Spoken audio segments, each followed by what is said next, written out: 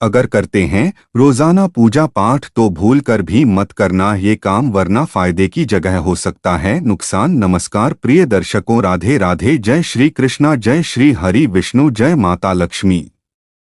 हिंदू धर्म में पूजा पाठ न केवल धार्मिक कर्तव्य है, बल्कि यह आत्मा को परमात्मा से जोड़ने का एक पवित्र माध्यम भी है। जब हम ईश्वर की आराधना करते हैं तो वह केवल एक कर्मकांड नहीं होता, बल्कि हमारी श्रद्धा, आस्था और आत्मिक शुद्धता का प्रतीक होता है।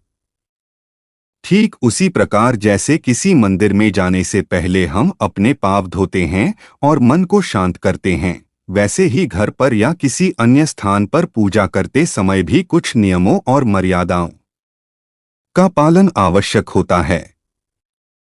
ये मर्यादाएं न केवल शारीरिक शुद्धता को बनाए रखती हैं, बल्कि वातावरण को भी सात्विक बनाती हैं और हमारे मन को एकाग्र करती हैं। दोस्तों, कई बार हम जाने अनजाने पूजा के दौरान कुछ ऐसी गलतियां कर बैठते हैं जो हमारे पूजा पाठ के प्रभाव को कम कर देती हैं। यह आवश्यक नहीं कि पूजा में केवल मंत्रों का सही उच्चारण या सामग्री का संपूर्ण होना ही महत्वपूर्ण हो, बल्कि यह भी उतना ही आवश्यक है कि हम किन बातों से बचें। पूजा का समय अत्यंत पवित्र और ऊर्जावान क्षण होता है, जिसमें हमारा तन, मन और वचन तीनों शुद्ध और संयमित होने चाहिए। यदि हम इस दौरान कुछ अशुद्ध वस्तुएं उपयोग कर लें या मन में कलुषित विचार रख लें, तो वह साधना अधूरी रह जाती है। तो इस वीडियो में मैं आपको बताऊंगा कि पूजा पाठ करते समय कौन सी गलतियां नहीं करनी चाहिए। लेकिन उससे पहले अगर आप भी चाहते हैं कि भगवान श्री हरि विष्णु और माता लक्ष्मी का आशीर्वाद आप और आपके परिवार पर सदैव बना रहें, तो हमारे चैनल को सब्सक्राइब करके और वीडियो को एक लाइक करके और सच्चे दिल से कमेंट बॉक्स में जय श्री हरि विष्णु, जय माता लक्ष्मी लिखकर अपनी हाजिरी जरूर लगाएं। चलिए दोस्तों, अब जानते हैं आखिर वह कौन सी गलतियां हैं जो हमें पूजा पाठ करते समय बिल्कुल भी नहीं करनी चाहिए। नंबर 1, गलत दिशा में पूजा। जी हाँ दोस्तों, पूजा करते समय दिशा का विशेष महत्व होता है। शास्त्रों में उत्तर पूर्व दिशा को पूजा के लिए सर्वश्रेष्ठ माना गया है, क्योंकि यह दिशा देवताओं का निवास स्थल मानी जाती है। यदि पूजा गलत दिशा जैसे पश्चिम या दक्षिण की ओर मुख करके की जाए तो उसका आध्यात्मिक प्रभाव कम हो सकता है। दक्षिण दिशा यमराज की दिशा मानी जाती है, जिससे नकारात्मक ऊर्जा उत्पन्न हो सकती है। गलत दिशा में पूजा करने से मन की एकाग्रता भी भंग होती है और साधना का प्रभाव घट जाता है। पूजा स्थल को घर के ईशान कोण में स्थापित करना चाहिए और स्वयं को उत्तर या पूर्व की दिशा की ओर मुख करके बैठना चाहिए। इससे पूजा अधिक प्रभावशाली, शुभ फलदायी और अक्षय पुण्य देने वाली होती है। नंबर 2, बिना दीपक जलाए पूजा। जी हाँ दोस्तों, दीपक को हिंदू धर्म में प्रकाश और ज्ञान का प्रतीक माना गया है। बिना दीपक के पूजा करना ऐसा है जैसे आत्मा बिना ज्योति के हो। दीपक की लौ नकारात्मक ऊर्जा को दूर करती है और वातावरण को पवित्र बनाती है। पूजा में दीपक जलाना ईश्वर को प्रकाश अर्पित करने का एक दिव्य माध्यम है। यह साधक की आंतरिक भावना और श्रद्धा को प्रकट करता है। दीपक जलाने से न केवल पूजा स्थल में शांति और सकारात्मक ऊर्जा फैलती है, बल्कि मन भी एकाग्र रहता है। यदि दीपक न जलाया जाए तो पूजा अपूर्ण मानी जाती है, जैसे कि शरीर में प्राण न हो। इसलिए पूजा प्रारंभ करने से पूर्व घी या तेल का दीपक अवश्य जलाएं और उसका प्रकाश भगवान को समर्पित करें, ताकि आराधना पूर्ण फलदायी हो। नंबर 3, खंडित मूर्तियों की पूजा। जी हाँ दोस्तों, खंडित मूर्ति की पूजा करना शास्त्रों में वर्जित माना गया है। किसी भी देवी देवता की टूटी हुई या खंडित प्रतिमा का पूजन अशुभ फलदायी होता है। ऐसी मूर्तियां ऊर्जा का प्रवाह रोक देती हैं और पूजा का सकारात्मक प्रभाव समाप्त कर देती हैं। धार्मिक दृष्टि से खंडित मूर्ति में देवता का वास नहीं रहता, बल्कि वहां नकारात्मक ऊर्जा आकर्षित हो सकती है। इससे परिवार में अशांति, आर्थिक समस्याएं और मानसिक तनाव उत्पन्न हो सकते हैं। यदि कोई मूर्ति खंडित हो जाए तो उसे गंगा या किसी पवित्र जल में प्रवाहित कर देना चाहिए और नई मूर्ति स्थापित कर विधिपूर्वक पूजा करनी चाहिए। पूजा एक साधना है और साधना में पूर्णता आवश्यक होती है। इसलिए शुद्ध, संपूर्ण और सुंदर मूर्तियों का ही उपयोग करें ताकि आराधना का हर क्षण मंगलकारी हो। नंबर 4, घंटी बजाना। जी हां दोस्तों, घंटी बजाना पूजा का अत्यंत महत्वपूर्ण अंग है। यह केवल परंपरा नहीं, बल्कि आध्यात्मिक विज्ञान से जुड़ा हुआ कार्य है। घंटी की ध्वनि से नकारात्मक शक्तियां दूर भागती हैं और वातावरण शुद्ध होता है। जब हम घंटी बजाते हैं तो वह ध्वनि हमारे मन और आत्मा को एकाग्र करती है। इससे हमारा ध्यान भगवान की ओर केंद्रित होता है और पूजा में पूर्ण समर्पण आता है। घंटी की ध्वनि से वातावरण में कंपन उत्पन्न होते हैं जो ईश्वरीय शक्ति को आकर्षित करते हैं।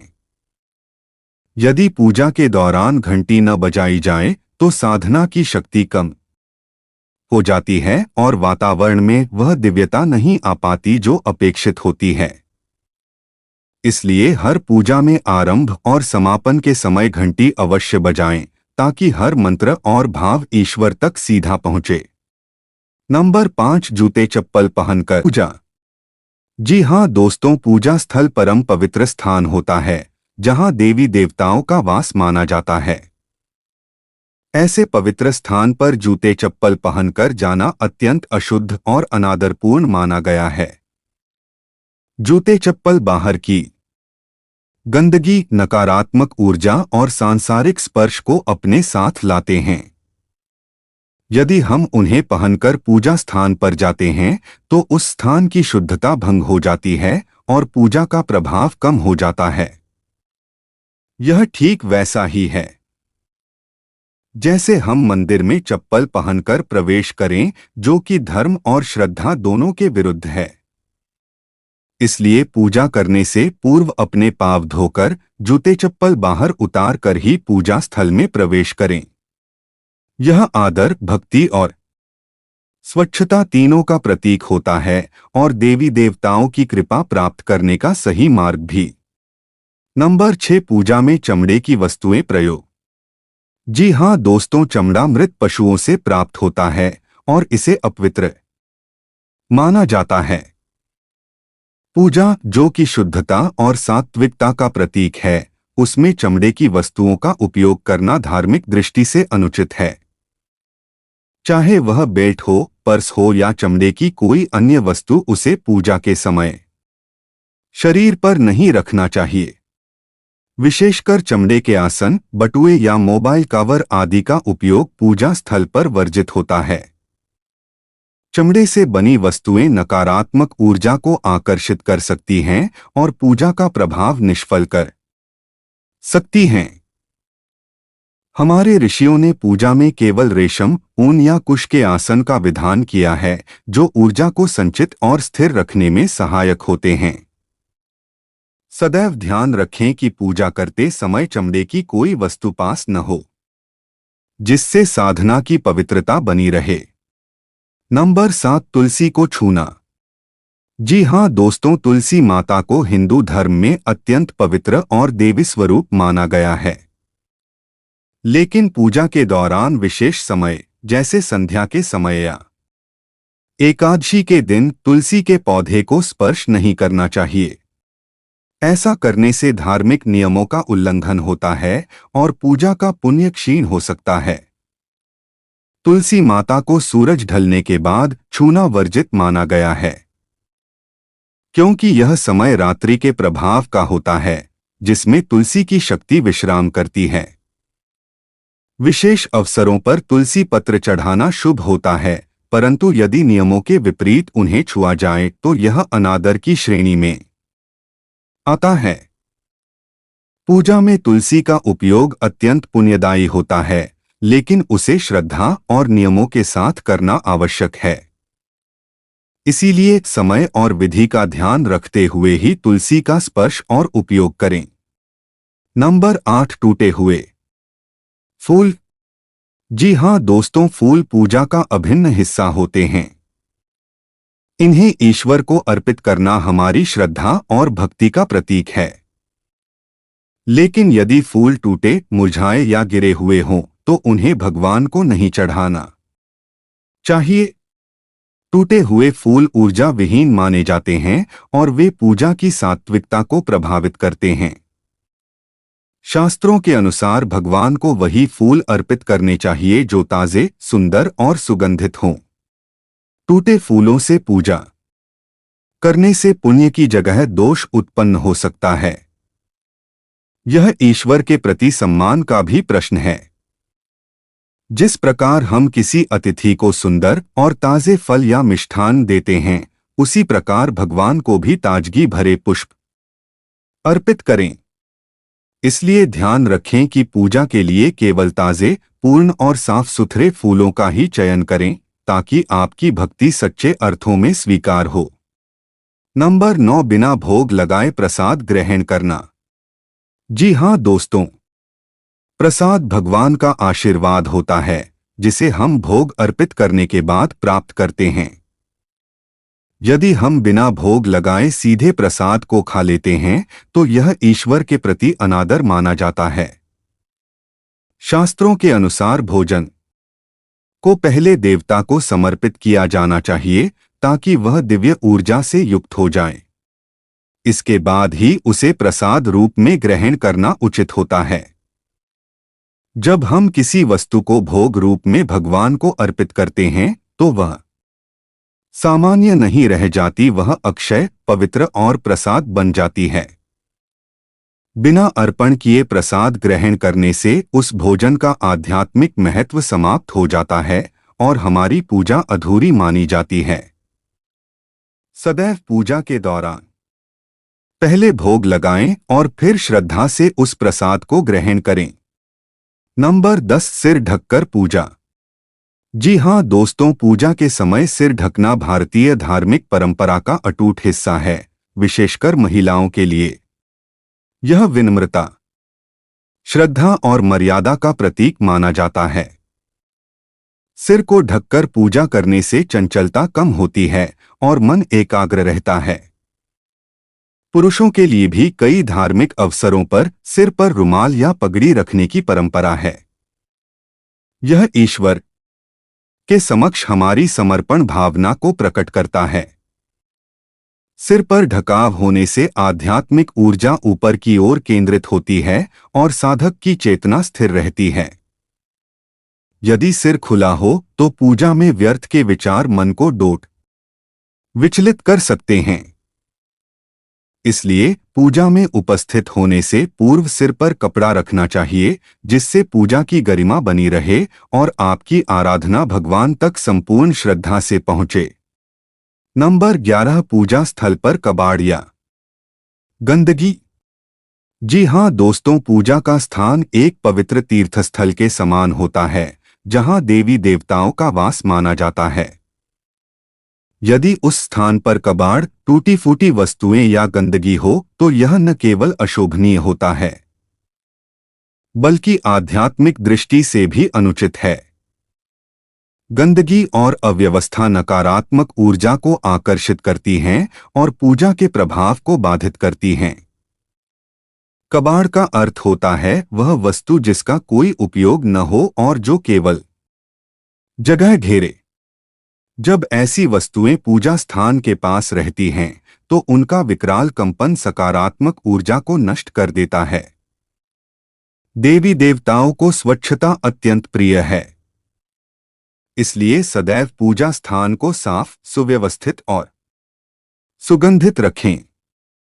वहां केवल आवश्यक पूजन सामग्री, दीपक, फूल, जल पात्र आदि ही रहें। स्वच्छता से ही भक्ति की सुगंध बढ़ती है और ईश्वर की कृपा सहज रूप से प्राप्त होती है। नंबर 12, लोहे के बर्तनों का उपयोग। जी हाँ दोस्तों, पूजा में प्रयोग किए जाने वाले बर्तनों का भी विशेष महत्व होता है। शास्त्रों के अनुसार पूजा में पीतल, तांबा या चांदी के बर्तनों का उपयोग शुभ माना गया है, जबकि लोहे के बर्तन अपवित्र माने जाते हैं। लोहे में नमी और नकारात्मक ऊर्जा रुकने की प्रवृत्ति होती है। यह धातु स्थूल और भारी होती है, जिससे पूजा में प्रयुक्त जल या प्रसाद की सात्विकता प्रभावित हो सकती है। लोहे के बर्तनों से पूजा करने पर उसके आध्यात्मिक परिणाम कमजोर हो जाते हैं। इसके स्थान पर यदि हम तांबे का कलश, पीतल की थाली या चांदी की कटोरी प्रयोग करें तो वह ऊर्जा को स्थिर और शुभ बना देती है। सदैव ध्यान रखें कि पूजा में लोहे की कोई वस्तु न रखें और केवल धार्मिक दृष्टि से स्वीकार्य धातुओं का ही प्रयोग करें, ताकि पूजा पूर्ण प्रभाव के साथ संपन्न हो। नंबर 13, बिना स्नान किए पूजा।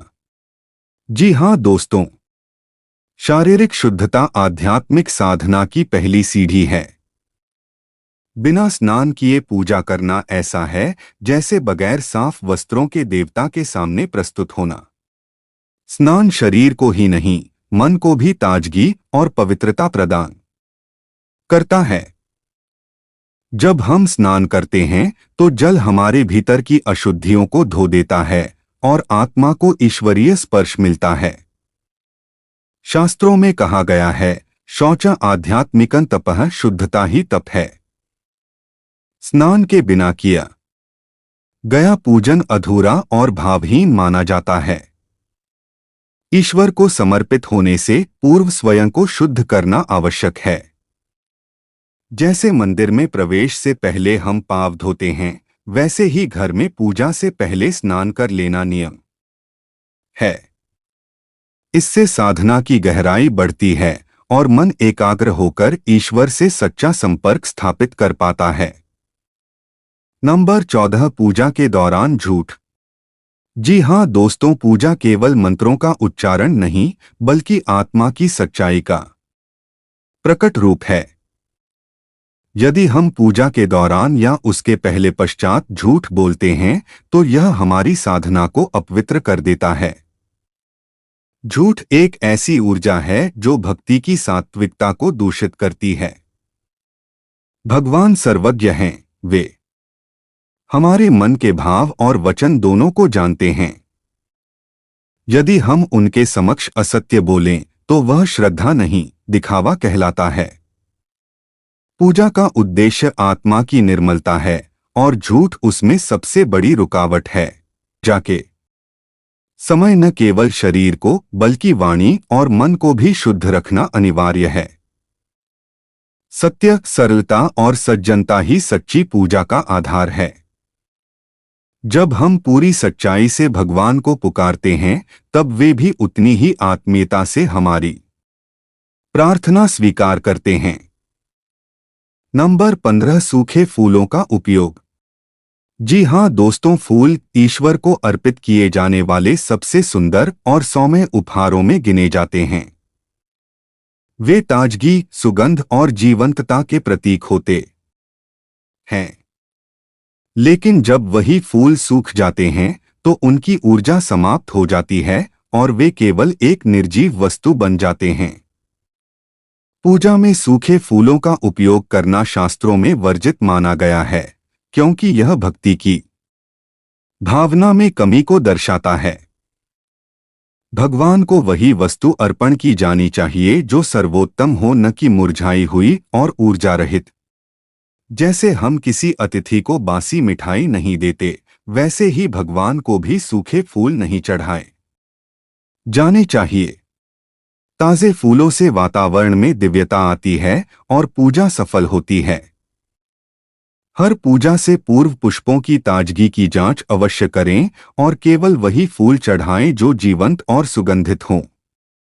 तो ये थी वे गलतियां जो आपको पूजा पाठ करते समय बिल्कुल भी नहीं करनी चाहिए। अगर वीडियो अच्छी लगी तो वीडियो को एक लाइक करके और अपने YouTube चैनल यानी नौरंगी बाबा ऑफिशियल YouTube चैनल को सब्सक्राइब करके बेल नोटिफिकेशन को ऑल पर सेट कर दे ताकि हमारी आने वाली हर एक न्यू वीडियो का नोटिफिकेशन आपके पास जल्द ही पहुंच जाए। तथा कमेंट बॉक्स में सच्चे दिल से जय श्री हरि विष्णु, जय माता लक्ष्मी लिखकर अपनी हाजिरी जरूर लगाए। वीडियो देखने के लिए आपका धन्यवाद।